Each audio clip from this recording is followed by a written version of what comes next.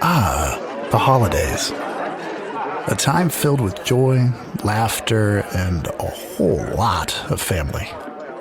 And while we may not always agree on everything when we get together, the one thing we can agree on is the conversation-stopping power of Mom's herb-seasoned rib roast. Together, we bring more. Start your holiday season at beefitswhatsfordinner.com. Funded by Beef Farmers and Ranchers. Welcome to the Human Capital Innovations Podcast. We're your source for personal, professional, and organizational growth and development, where we share original research, explore industry trends, and interview executives and thought leaders from across the globe. We hope you join us often for practitioner-oriented content around all things related to leadership, HR, talent management, organizational development, and change management. Maximize your personal and organizational potential with Human Capital Innovations Podcast.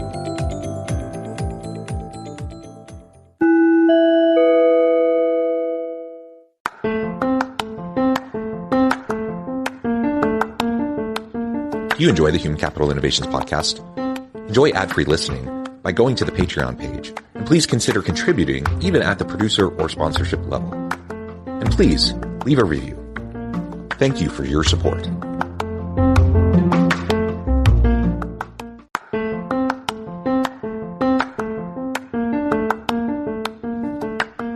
Welcome to the Human Capital Innovations Podcast. In this HCI Podcast episode, I talk with Kathi Enderes about a new report out from the Josh Bersin Company about leveraging your HCM system to simplify the technology stack.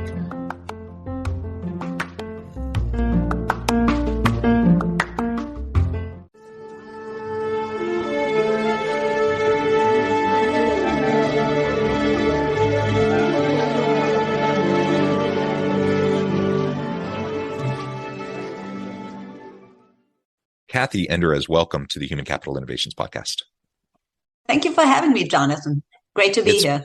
It's a pleasure to have you back. I'm trying to remember, this is probably your third or fourth time on the podcast. You're always a fantastic guest, and you're going to be sharing another really great report out of the Josh Bersin Company about leveraging human capital management systems to simplify the technology stack beyond HR and to talk about cloud-based HCM systems and such. I think this will just be a really great conversation, and there's undoubtedly a lot of really great insights that you're going to be able to share with me and my listeners today. As we get started, I wanted to share Kathi's bio with everybody. Kathi Enderes is Vice President of Research at the Josh Bersin Company, the world's largest community for HR. She has over 20 years global experience in human capital, talent, and performance management and change management from consulting with IBM, PricewaterhouseCoopers, and Ernst & Young in industry, working with companies of various sizes from Fortune 50 companies to startups in multiple industries, including technology and healthcare, and leading research on all topics of HR, including talent and technology. She is passionate about making work better and more meaningful. And I just think that's fantastic. It's always a pleasure to have you as a guest. Anything else you would like to share with me or my listeners before we launch on in? I think we can launch right in. Just one maybe point to explain if you haven't heard me talk about it. I'm originally from Austria, if you're trying to guess the accent. So always helpful to know. So otherwise people can't listen in and can't understand what I'm saying because they're trying to guess where I'm from. Excellent. Thank you. And I should note, I'm south of Salt Lake City. You're joining us from the Bay Area. Again, a pleasure to be with you. Why don't we just start talking about the most recent report? Give us a little bit of a background to this. What was the impetus for it, and how did you go about doing the research behind this report? And then we can dig into some of the results. Yeah, so this latest report is about human capital management systems and how you can leverage them to improve the employee experience and make your company irresistible. The reason why we started this kind of 18-month project was because a lot of organizations, obviously all organizations, need human capital management systems. These system implementations, if anybody has been part of that, and I think many of you have been, are very large, very costly, take many years usually if you're in a large organization. There's many different vendors out there. And by the time you're done with it, a lot of companies and a lot of leaders are disappointed with the results. So we wanted to understand what's driving that. How do the best companies that are not disappointed with the results actually get success out of these human capital management systems? And what can other organizations learn from that? So the way that we went about this, we were partnering with Tata Consultancy Services, who are, of course, supporting a lot of their clients on these systems implementations as well, to focus on three different human capital management system vendors. The first launch of this, or the first cut at this, was on Workday implementations. The second one, which is this report, was based on Oracle systems. And the next one that we're working on right now is about SAP SuccessFactors. We selected these three vendors just because there are three of the leading providers of human capital management, cloud-based human capital management systems. And we wanted to understand what are some common themes and what are some differentiators on how these systems implementations work, not from a technical perspective, because the technology, as we found out, was actually, believe it or not, the easier part in some of these. So some of these, the technology considerations were not so much the differentiators on what functionality the system has, but more how you use it, how you involve employees and line managers into it, and what partners and what support systems you have in order to drive success. So we went about studying and interviewing probably 20 or more than 20 companies, large complex companies around the world, on their success factors, on the factors of success, I should say, not just success factors, on what drove implementation and use success of cloud-based human capital management systems. So that was a little bit of the background. And then we wrote it up into this second report that was specifically about how organizations get success out of Oracle systems.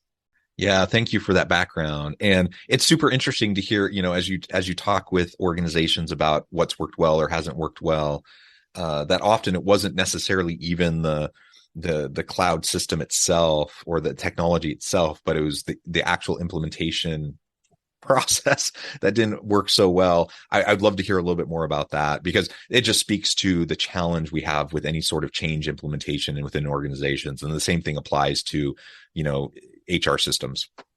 Yeah, it really does. And the way that we like to talk about it is human capital management systems are kind of like building a house or moving into a new house. And if you all have done it, I just moved in January from San Francisco to Palo Alto and moved into a new house.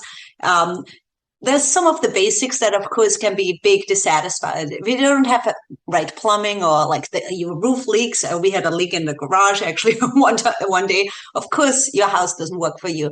But just because these basics work doesn't mean it's a great house for you. So you always want to, when you move into your new house, when you buy a new house, you want to make it your own as well. Does it work for you? Do you need maybe to change the furniture, the lighting, the pictures on the wall to really make it feel like your home? And that's the way that these human capital management systems work for organizations as well. Just because you're using the same kind of system, if you're all using Oracle, for example, in this case, doesn't mean your requirements, how you set it up, are the same. So we interviewed, for example, very large healthcare organizations and also McDonald's. Of course, the ER nurse needs something very different to the drive-through restaurant worker at McDonald's. And the financial planners at JP Morgan Chase, which was another company that we interviewed for this and wrote the story about, they need something completely different as well. So making it your own, using it in the way that works for your employees, for your line supervisors, really makes or breaks these systems implementations as well. And beyond the implementation, you're never done with it too. So if you think about your house, of course, as well, you're never done with like rearranging the furniture, maybe expanding some of the rooms, moving like the use of your house around. Maybe you need a bigger kitchen. Maybe you need to adjust the lighting of that. Maybe we in our house, for example, we changed actually one of the windows that used to be a window. We made it into a big door because we wanted to go out there as well. All of these kind of small adjustments, or sometimes little big adjustments, also make or break the success. And you don't know what really works for your organizations and for your employees unless you actually involve them directly into that. So involving employees directly into that might seem like more time spent, but it can really make a big difference in terms of getting success out of your human capital management system.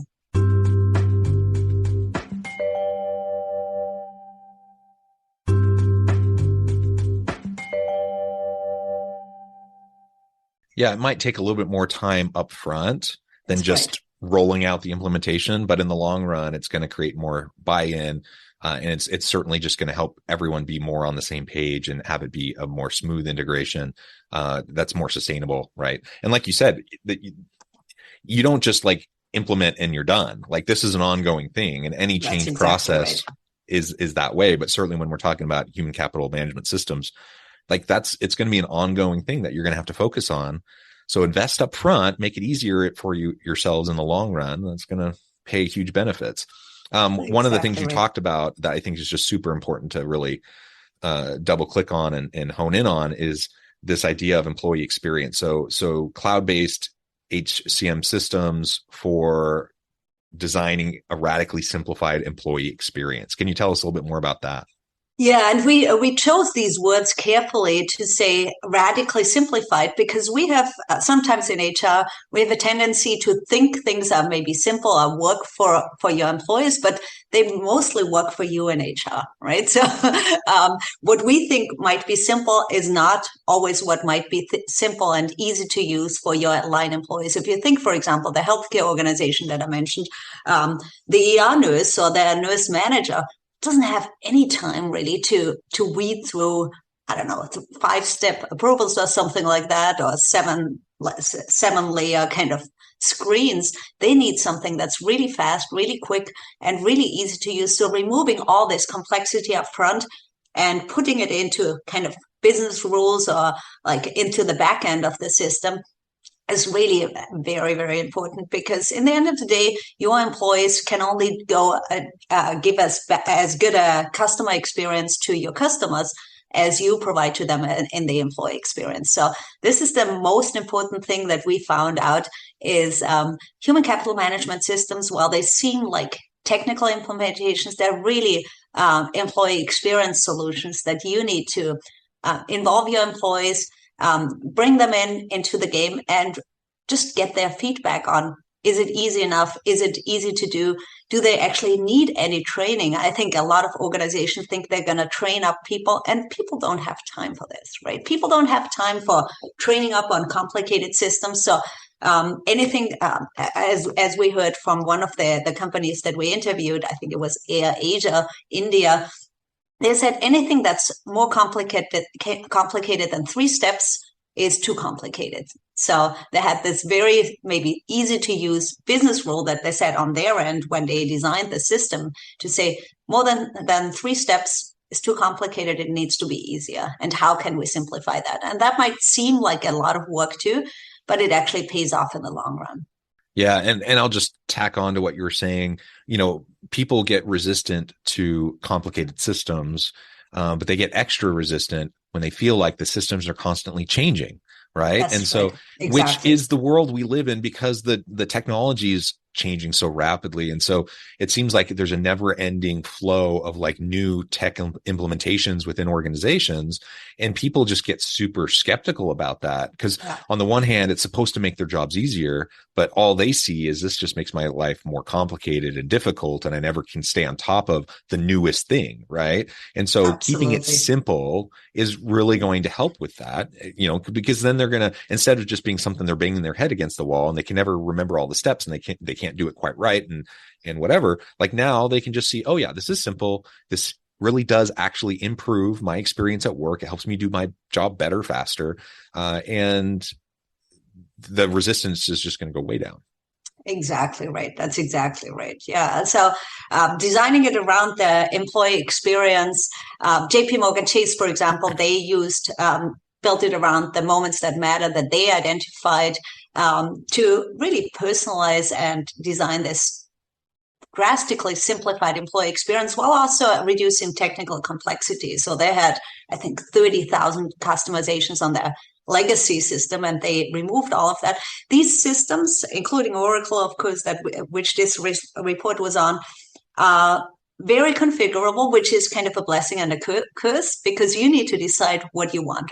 Right. So unless you know what you want from these systems, they can go anywhere, and you can design incredible complexity into them or incredible simplification. So laser focus on simplification and making it work for your employees really matters. Yeah, 30,000 configurations is probably a wee bit too much, isn't it? Yes, absolutely. And technology, of course, wise, it's very hard to manage, of course, too, because every time you make some upgrade to some other kind of system or downstream system, because these systems, of course, integrate in many different places, you need to retest everything, you need to reconfigure everything. So yeah, just simplifying that really makes a big difference. Yeah, very good. Something else that I know you talk about in the report is using the HCM system as a powerful foundation for talent intelligence. Tell us a little bit more about that. Unpack that for us. Yeah, so talent intelligence is kind of the layer. If you think about the employee experience on the top layer, what employees actually experience and how they access the system and what their workflows are like. And at the bottom, maybe you have the HCM systems. We kind of show this as a kind of a layer cake, if you want. In the middle, you have what we call talent intelligence. And talent intelligence includes things like understanding what skills your competitors are hiring for versus what skills you have in the organization, what capabilities are emerging in your markets, and which ones are declining. So what are the trends in terms of skills, capabilities, roles, jobs, and how do you future-proof your organization, and looking both from the inside out and the outside in, really what we call talent intelligence. And of course, your HCM system is the foundation for all of that, because it contains all of your jobs, all of your employee pertinent data, your demographics. So understanding and cutting the insights that you have into many different ways is impossible without your HCM system. So using it, setting it up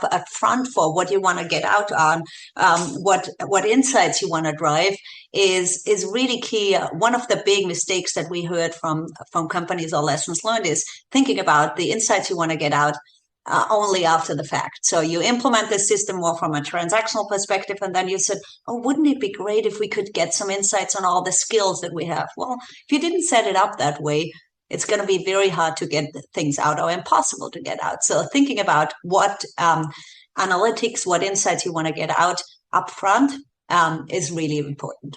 And I like how you frame it as talent intelligence. And again, in the modern world of work, and as we're trying to think about reskilling and upskilling and our L&D systems and processes within our organizations, we just need to be much more sophisticated about how we go about meeting those needs within our organizations and supporting our people.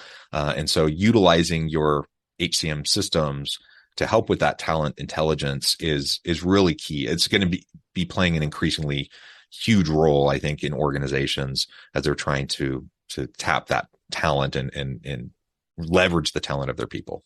Absolutely. Yeah, I think you hit the mark right on there.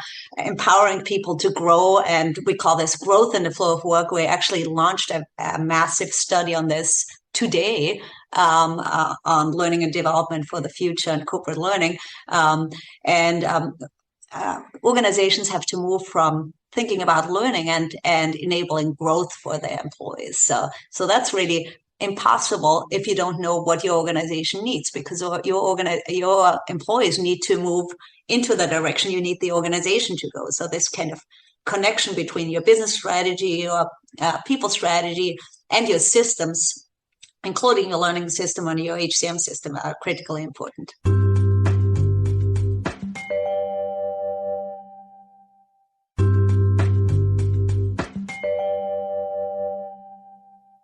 Yeah.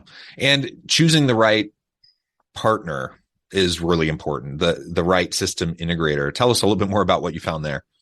Yeah, so we found out that because we interviewed all these different companies in different industries, in different geographies, um, that a system integrator that actually understands your industry at a detailed level is critically important, and a system integrator that also understands your geography at a detailed level is critically important. For example, when we talked with aPHR India, India has, of course, very different employment laws and regulations than we have in the US. Very complicated from that perspective, from a regulatory perspective.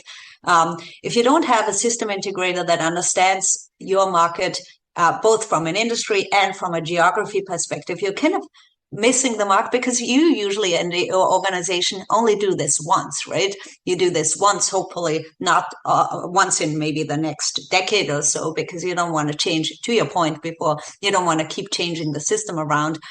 People find this very disruptive to their work.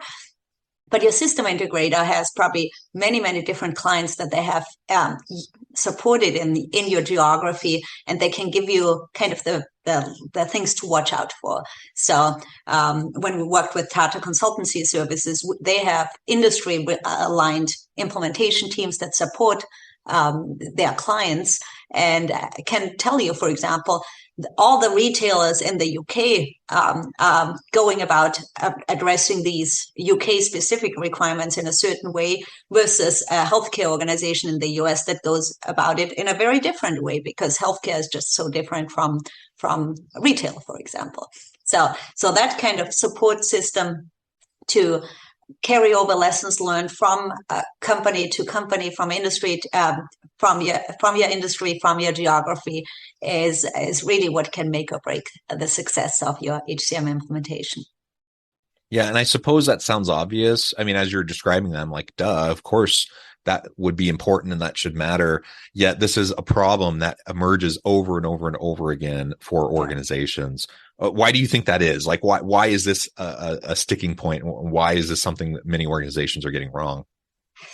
Well, I think system integrators, it might seem that you can maybe cut costs or something like that, or cut corners, because these systems, of course, are incredibly expensive, incredibly hard to implement, and take a long time. And so if organizations just look for the cost factor, you might go wrong, basically, and you might think you can cut corners, but at the end of the day, it's probably going to be more expensive and harder for you to do. I think another point that a lot of organizations miss is their cultural alignment. So if you have a system integrator or even a system that doesn't fit with how your organization operates, your values, your culture in your organization, your leadership models, then that can really negatively impact the success of your company's HCM system too. Yeah. So again, cutting corners in the short run, I mean, it might seem like it's saving you money. In the long run, though, you're way worse off. Yes, so absolutely. Just do the work. Don't cut the corners. Invest appropriately up front. You're going to be so much happier. I've seen this so many times within organizations, and they think they think they're like getting a steal, right? Because they're finding ways to cut. And then a year later, they're like, oh my gosh, this isn't at all what I thought I was getting. This doesn't integrate with these other systems. It's like nothing that I need it to do. It can't do any of the things that I need it to do. And then when do you have to do? You have to either get a new system or bring the person back in to do stuff. And it just costs way more money. So let's just be, more thorough up front. Yeah, seems absolutely obvious, but let's remind ourselves of that. Yeah, one of the executives that we interviewed from a very large healthcare organization, he said, which really resonated with me, we need to move from a focus on reducing costs to adding value. And adding value means adding value to your employees, because in the end of the day, the line employees are the ones that make or break your customer experience. In this case, of course, the patient experience and patient outcomes. And if you disrupt them multiple times with maybe using the wrong system or using it wrong, and change their workflows over and over again, people will not be able to provide that great patient experience or great patient care, for example, in this healthcare organization. So think about that too, that kind of sunk cost of employees' work not being supported and workflows being disrupted is another big cost that might end up biting you if you don't plan upfront. Yeah. And maybe we can end by talking a little bit about how we can leverage our HCM system to simplify the technology stack beyond HR. So as we think more holistically in the organization. Yeah, and this was something that came out loud and clear in the Oracle interviews that we did, the interviews with the Oracle customers that we talked with. Oracle, of course, as you know, probably it includes not just an HCM module, but also finance and supply chain and marketing and sales, CRM. So all of these are supported by your Oracle HCM system as well, or integrate with your Oracle HCM system. So thinking about not just simplifying your HR tech stack, and oftentimes companies come from like dozens or even over 100 systems to one system, but then also how does it integrate and support your simplified tech landscape on finance and operations, supply chain, marketing, and sales. And in the end of the day, if you simplify the tech stack, it goes full circle because then your employee experience is simpler too. So it goes full circle to what we started with on designing this radically simplified employee experience. If your tech stack is easier to do, your employees that have to touch many of these systems have a simpler experience too. Yeah, well said. Well, Kathi, this has just been a lot of fun. I note the time. I'm going to have to let you go because you're going to jump to your next thing. But before we wrap up, I just wanted to give you a chance to share with listeners how they can connect with you and find out more about your work and the work of the Josh Bersin Company, where they can find the report, and then give us the final word on the topic for today. Yeah, that sounds great. Thank you, Jonathan. So yeah, you can find me personally on LinkedIn, of course, under Kathi Enderes, we at the Josh Bersin Company, we have a great, very extensive report on this topic, as well as a number of detailed case studies on Asia, India, JP Morgan Chase, McDonald's, Tata Chemicals, for example, on their use of Oracle HCM for success.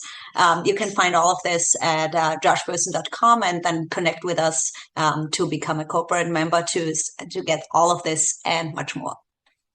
Wonderful. Thank you, Kathi. It's been a pleasure. I encourage listeners to reach out, get connected, check out the report, find out more about what Kathi and her team can do for you. And as always, I hope everyone can stay healthy and safe, that you can find meaning and purpose at work each and every day. And I hope you all have a great week. Do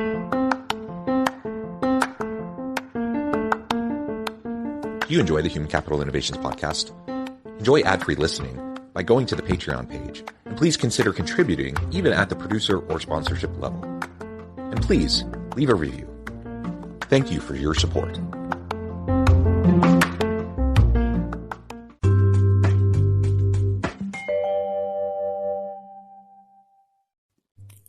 Thanks again for joining us for this episode of the Human Capital Innovations Podcast. I hope you stay healthy and safe and that you have a great week.